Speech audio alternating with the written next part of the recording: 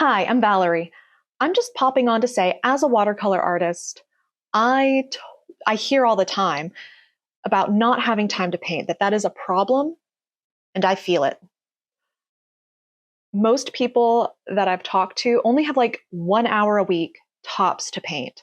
And that's really frustrating because when you finally sit down to do your 1 hour of painting, I mean, there's just so much and it can be overwhelming.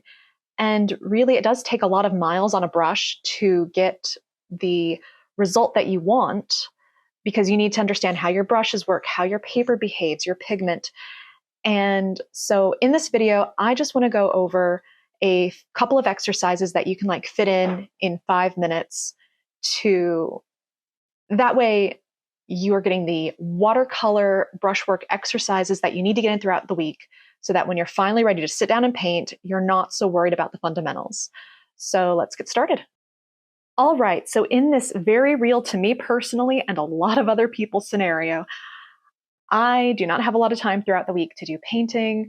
If I'm lucky, I can get all my work done and I might have 10 minutes before I have to go pick up my kids. So 10 minutes is really not a lot of time, but I can still get something done. So I'm just going to use some inexpensive Canson watercolor paper. Why? Because I am in a rush and I don't want to be using up my really expensive, really nice stuff until I can actually sit down and think. So I've got a sheet and I cut it into two. And you know what? I've got this Dagger brush. I don't paint with Dagger brushes a lot, so I would like to play with this. And it's really helpful, even though I typically use tube paints fresh from the tube. I'd have to go root around for the color I want. So I keep a palette of my favorite colors that I can just pull from if I want to do some exercises. So let's see, let's just go in. I'm going to grab this color. This is Tree Sprite, just a green. And I've not used this brush before. Let's see. I'm going to lightly do a line across the page. Okay, cool. I can see how thin of a line I can get. If I go like this and push hard, how does that look? Cool. Now I'm going to go flat. Is there a big difference? Yeah, that's how wide I can get. Pretty neat. And I'm just going to do stuff like this over and over just to get a feel for the brush, how it holds water, how it releases the paint, how it picks up the pigment, because this is a brand new brush to me. So now I'm going to do like skinny, fat, skinny, fat. So I'm going to drag and then press down, lift up, drag, press down, lift up, press down, lift up. Because I like to paint flowers, this is letting me know what's it like if I make a leaf or a petal. So same, I'm going to do it from the side.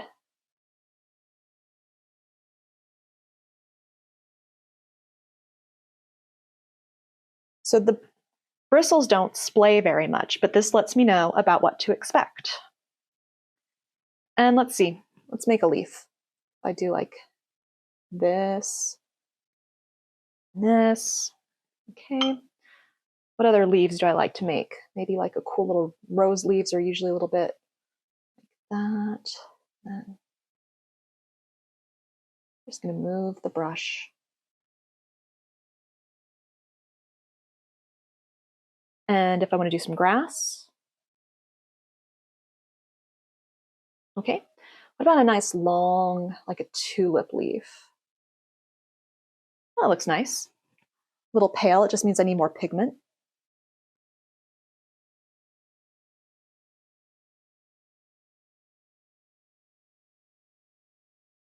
Okay. What other things do I want to test? Maybe doing like a circle. Or smashing it on the paper, what does that look like? Barely anything. What's it like if I splatter? Okay, it's a dagger, so it's kind of a flat brush.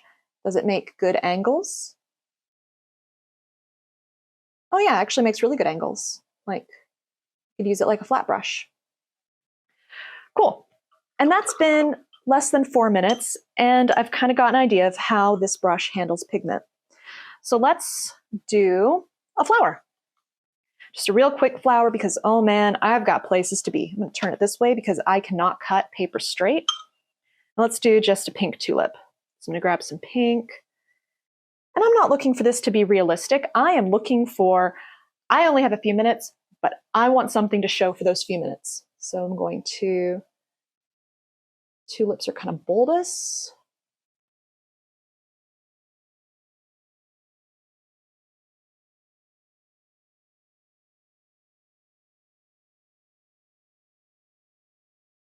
There, tulip bud.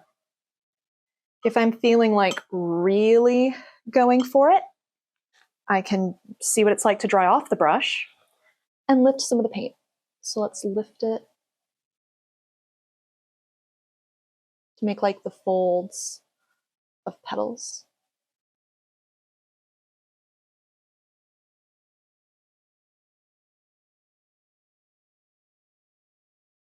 Okay, it lifts paint pretty well. Now I like to paint loosely. What happens if I like introduce some water? How well can I get this to bleed? So this is a great way for me to play with my paints so I can understand how these pigments react. I can play with this brush that's nice and new. Okay, now let's go ahead and add a stem to this tulip.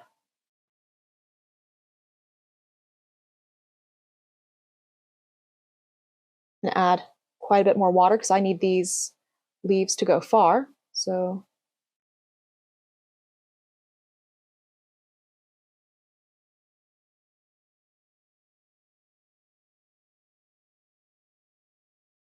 there's one. Let's get another one in there. How about right here?